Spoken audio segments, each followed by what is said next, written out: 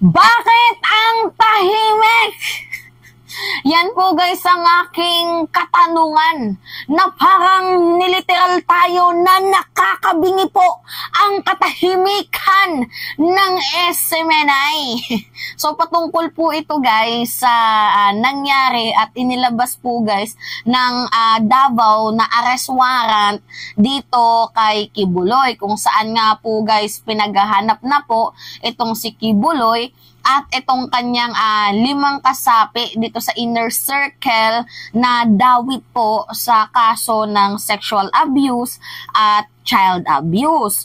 So alam naman po natin guys na merong 3 nahuli na, which is yung 2 sumuko, tapos yung isa hinuli mismo sa kanilang barangay, which is yung driver nga at yung mga bugaw. So yung 2 pa po guys na dawit dito sa kaso ni Kibuloy ay pinaghahanap na nga din po guys, as well as itong si Kibuloy hinahanap na nga din po guys. Ngayon, madaming mga mamamayang Pilipino, syempre 'di ba kapag mainstream media ka, kapag media ka nga, 'di ba? Ikaw yung yung mga nangunguna sa pagpapalaganap ng impormasyon sa mga nakakabasa man yan or sa mga nakakapanood. Ngunit ito po guys yung napuntuhan ng mamamayang Pilipino na bakit tahimik daw po guys ang mainstream media ng SMNI. Bakit tila wala daw po guys salita or kahit man lang daplis na balita ukol dito kay Pastor Apollo Kibuloy sa nangyaring arrest warrant ng Davao as well as sa 5 miyembro nito. Bakit wala daw pong balita ang SMNI? Which is yung tiningnan ko guys yung kanilang kanilang YouTube channel, wala nga po talaga guys. Tingnan nyo pakita ko tong video. Wait lang. Yan guys pinuntahan ko yung DZAR kasi channel din po yan guys ng ng SMNI. Tingnan nyo nag-scroll ako hanggang sa umabot na nga guys ako dun sa punto na 8 days ago na. 2 days ago. Tingnan nyo 2 days, 4 days ago, 6 days ago, 9 days ago, 8 days ago. So, yung balita kasi guys is kahapon. Di ba dapat kahit papaano within 24 hours mayroon ng balita ang mainstream media patungkol sa issue ni Kibuloy. Ngunit wala po tayong nakita. Hindi ko alam guys kung aware ba ang mainstream media ng SMNI or ng DZAR sa tungkulin at ginagampan ng responsibility ng bilang isang mainstream media. Hindi ko alam kung alam nila yung yung trabaho nila bilang mainstream or talagang sadyang bias at pagilid silang magbalita. Kasi guys, mostly sa pinakita ko sa inyo, sa pinakita kong screen record sa inyo, yung kanilang mga balita doon is yung pinatulan nga nila yung fake news ni Maharlika na sinasabi, yung peking ebidensya ba guys ng PDEA na nasa watchlist daw itong si President Marcos. Yun po guys yung balita nila.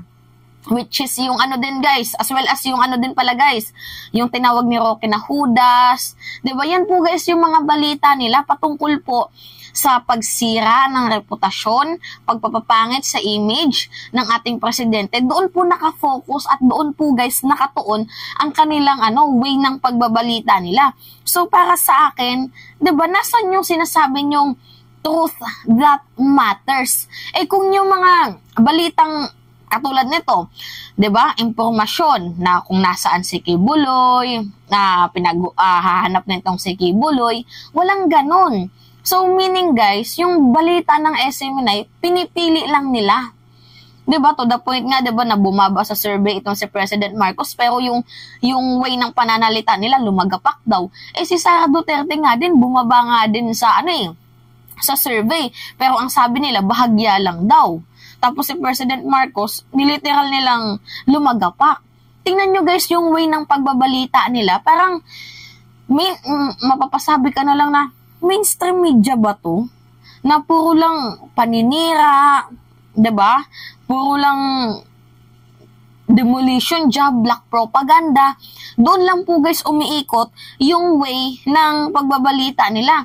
Hindi po balanse. Tapos hindi rin po guys nakakatulong para sa ating mamamayang Pilipino na para mag-improve ang ating mga buhay, mga ganyan.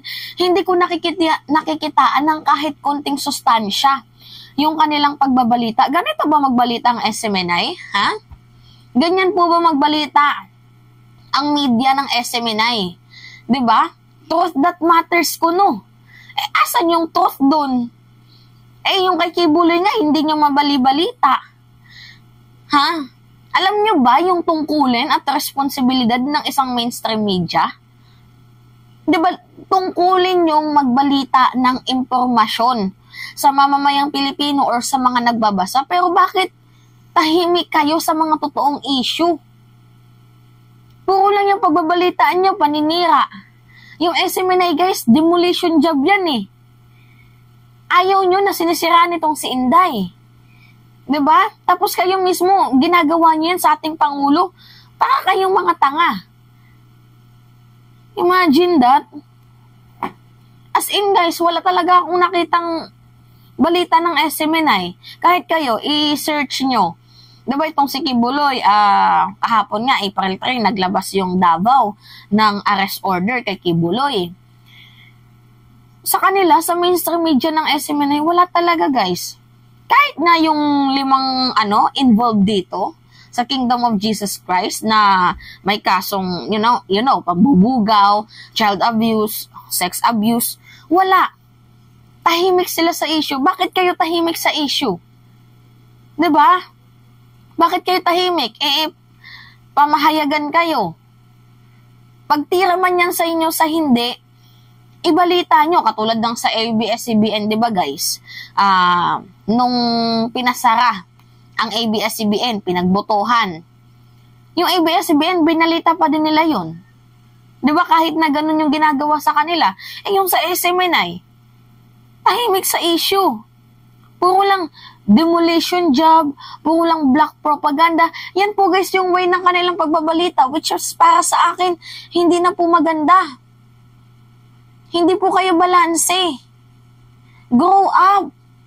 Character development naman, 2024 na, pero parang nandun pa din kayo sa panahon ng mga 90s, kung saan lahat kaya nyo, lahat sa tingin nyo kaya nyong manipulahin. Grow up, guys. Literal na nakakabingi po ang katahimikan ninyo. So, magsalita naman po kayo kahit papaano. Nang sa gayon, mapatunayan namin na totoo yung logo nyo. Yung slogan nyo na truth that matters. 'Di ba? So, anyway guys, yun lamang po at it's me again, si Mima Alicia nyo, nagbabalik ulit para sa ating panibagong video.